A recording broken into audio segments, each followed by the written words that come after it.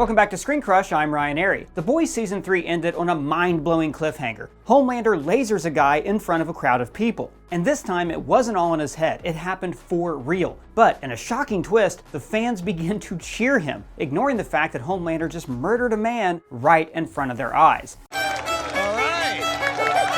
There's so much to unpack about this ending scene, like why is Ryan smiling at the end? But there's also so much to say about this final episode. What's Victoria Neuman up to? What happened to Soldier Boy? And how is the world going to react to what Homelander just did? And we have to talk about how the ending of Season 3 sets up the story for Season 4 and probably the rest of the show. I show people the real me and they love me for it. But this is the actual first time the public saw who Homelander really is. Not the pandering lie, not the God-chosen idol that Vought created. No, this is the Homelander that only a few select people have ever seen. A murdering psychopath, and they love him for it. For so long, he was afraid of how people would react to his true self, and to his complete disbelief, the people cheer him. They still love him, even when they see the murdering, deranged monster that he truly is. I mean, they f***ing love me. Homelander and Vought are masters of manipulation, rebranding lies as the truth. Just another product that is sold by their own media company, rebranded, repackaged, and sold as validation to a target audience, pandering to extreme ideologies and opinions. I am sick and tired of the lies peddled by the mainstream media.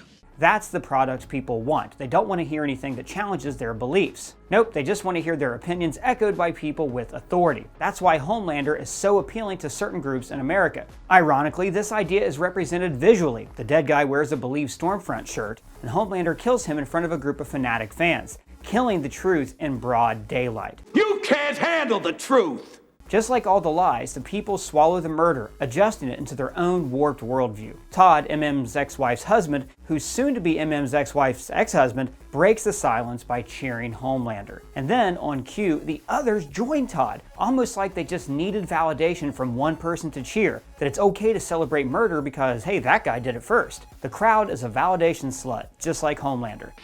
You're sluts. They don't cheer Homelander out of fear. In their minds, he stood up for himself and for them.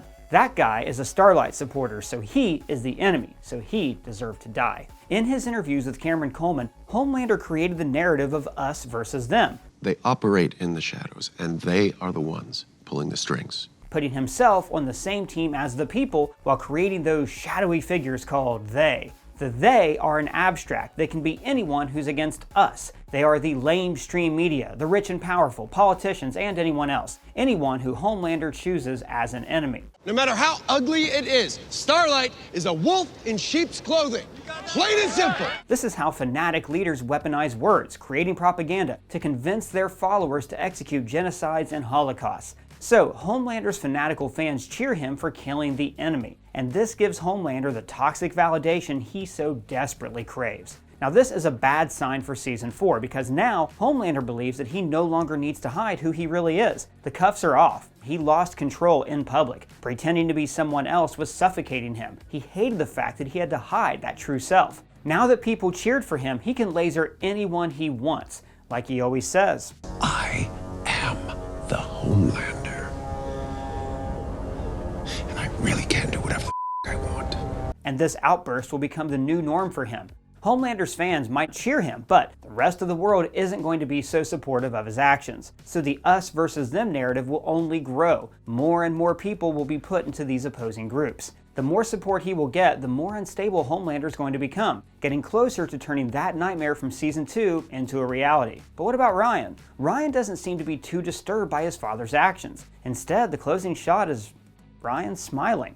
He did just witness his father murder a guy, so why is he smiling? Ryan likes the cheers. He likes the idea of being loved and accepted by others, like father, like son. You and me were gods. Remember, Ryan spent most of his life in isolation. His mom was pretty much the only living person he interacted with for years. Then his world turned upside down. He met his superhuman dad, he started developing powers, and then he accidentally killed his mother. After that, he spent another year in isolation with Aunt Grace. Aunt Grace. Okay. A kid like that will latch onto anyone who can make him feel safe, and that's what Butcher meant to him after his mother's death. He was his protector, a father figure, but Butcher ruined that connection. Well, maybe I don't want to look at you. After what you'd done to my Becca, did you ever think about that? Now, Butcher did that to protect him, but all that really did was push Ryan toward his real father. For what I did? You know it wasn't your fault, right? And now he's seeking an unhealthy approval from Homelander. Ryan doesn't understand why Butcher treated him like garbage all of a sudden. He's thinking that he did something wrong, that Butcher is blaming him for killing Rebecca, that he's a monster. This guilt and insecurity will grow into a need for validation from Homelander. He will want to do things to make his father proud of him, all because of this inert fear that Homelander will turn his back on him just like Butcher did. Ryan sees his father doing whatever he wants in public with no fear of punishment, being a god among mortals, and people cheer him for that. And from Ryan's point of view, it's like they cheer him too. And now, Ryan wants that validation for himself. When Butcher yelled at Ryan, he made him feel small and weak. But Homelander just showed his son that he doesn't have to feel weak or small. He can be strong and people will cheer him for it. That's why I'm always gonna love you. No matter what happens, no matter what you do. Season 3 explored what powers do to people. It's not a gift, it's a curse. It brings out the worst in people. And with a dad like this, Ryan is headed in a very dark direction. And it's all on Butcher. You promised me you'd keep him safe. So that's probably going to be Billy Butcher's arc in Season 4, saving Ryan from becoming Homelander 2.0. And speaking of Season 4, the other big villain now is Victoria Neuman. She's the new running mate for Dakota Bob, who's probably going to be America's next president. This means that Victoria will be the vice president, making her the second most powerful person in the country, politically speaking. Now, this is all part of her plan after she betrayed Stan Edgar. She told Homelander to assassinate Dakota Bob's previous VP choice, and he made the Deep do it. She knows that she can control Homelander, and she's going to keep using him. In exchange, she can use her political platform to clean up his messes and even paint a better picture for his recent public outburst. Now, Victoria becoming vice president is something that happened in the comics. Victoria Neuman is a gender swap character of Victor Neuman. In the comics, Vic the Veep is a complete moron. He was the vice president who then became the president after Dakota Bob was attacked by a Wolverine. Wow. And something similar will happen in Season 4 with Victoria. She is paving the way to the top in blood. You can bet that sooner or later she's going to pop Bob's head or have him assassinated. And then she becomes the President of the United States of America. Clever girl.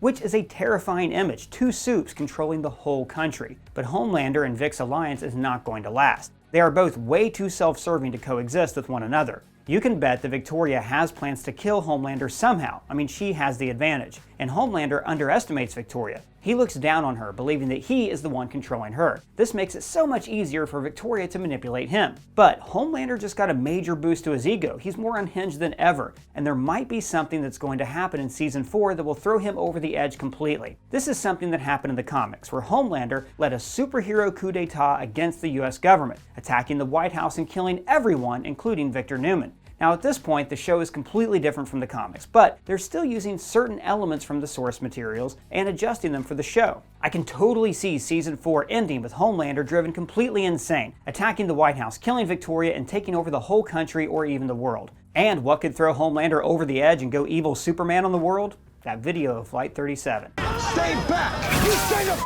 back, or I'll laser you, goddammit! I'll laser every one of you! In case you've forgotten, I have no idea how you could have done that, considering that it's one of the most shocking and scarring moments from Season 1. Homelander and Maeve came to rescue passengers of Flight 37 from terrorists, but Homelander lasers the flight controls, causing the plane to crash. Homelander abandoned the passengers, leaving them all to die. Flight 37 keeps coming up. Maeve uses it as leverage against Homelander in Season 2 by threatening to expose him to the world. And in Season 3, Starlight does the same, but this time, Homelander turned the threat into his own. I'll take out the nerve centers, the White House, the Pentagon, then any domestic defense capabilities, and then critical infrastructure. The show keeps teasing the Flight 37 video becoming public, making it into Chekhov's gun, meaning that it's a story point that at some point needs to pay off. And at this point, the only payoff is for the video to go viral, exposing the real Homelander. Homelander says that he will settle for power if love is taken away from him. But the way the season ended, that's not true. It actually never was. Tell me the real reason. I want to hear you say it. Say it! Want them to love me. Yahtzee! Homelander can't live without the love and approval of others. And now that he's getting cheers for lasering people, that need for love is only going to become more desperate. But what happened on Flight 37 shatters all the lies. It's an unmaking of who Homelander really is. The real Homelander is a monster. Whoever did this to us will hear from all of us! You lie! You're a liars! And once the world finds out about it, there is no going back. No amount of lies to cover this truth. Sure, some of Homelander's fanatical fans will still try to support him, but most people will turn on him. More importantly, it's going to completely change how Ryan sees his dad. When Homelander is with his son, we see a rare side of him. He's far more tender and caring, even somewhat honest. I love you. Deep down, he actually cares about his son because Ryan represents his first true family connection. Homelander never had that before, and this is why he needs Ryan so much. Why he immediately latches to Soldier Boy after finding out that he's his father, seeking his validation and approval as a family. You have a family. You have him, and you have me. Ryan matters to Homelander. He needs his son to think the best of him, which is the perfect arc there. Ryan will spend most of Season 4 seeking Homelander's approval, fearing that his dad will abandon him like Butcher did. But in the end, Ryan will turn his back on Homelander. And that's really the only way to save Ryan from Homelander's influence. Losing his son, his final chance to be loved, will throw Homelander over the edge. And, as he told Starlight, I'd prefer to be loved. But if you take that away from me, being feared is A1 okie doke by me. this is the reason why Homelander will attack the White House and take over, unleashing scorched earth on the world. And this is something I really want the boys to do. The show keeps teasing this final confrontation between the boys and Homelander, but they keep pulling back right before something happens, so we need a payoff to all those teases. Homelander going on a rampage is that payoff, because then the boys can finally take him down, and this time kill him for good. But how do you kill someone as powerful as Homelander, especially after he loses his mind and decides to kill everyone? Now Ryan would seem like the obvious choice because he has Homelander's powers. He's a natural born soup, so maybe that means that he is even stronger than his dad. But let's be honest, there can only be one person on the show who gets to kill Homelander, and that's Billy Butcher. In the end, only one of us left standing. Though that's going to be tough without powers. Butcher can't take any more of the V24 because the drug is killing him. He already has just a few months left to live. But don't forget, Huey found the last V24 vial in Butcher's apartment. He didn't use it, so you just know that Huey is going to save it for a rainy day. And that rainy day is going to be when Homelander starts lasering whole cities. Butcher will take that last V24, making the final sacrifice to kill Homelander. I'm really hoping to see a Butcher versus Homelander Man of Steel style fight at some point. That was diabolical. Huey might have found the last V24, but it's only the last one that Butcher had. And remember, Vought has their own stockpile of V24. Homelander saw the benefits of this miracle drug, and he might start injecting people in his inner circle with V24, creating his own super squad. We are at war! Absolutely. We need more soups! We need more superheroes! I mean, the 7 are done at this point. They weren't even the 7 for most of the show, and now it's basically the 3 with only Homelander, A-Train, and the Deep. But Homelander made it clear that A-Train and Deep are not his family. You're not my family. I don't need any of you. Remember that. That leaves Homelander with only Ryan. So I guess it's like the 2 now, and those 2 are the most powerful soups on Earth. This is why Homelander might create new soups with V24 to get some backup against all his enemies. And let's not forget that the boys know what Homelander's kryptonite is, and that's America's asshole, Soldier Boy. That is America's ass.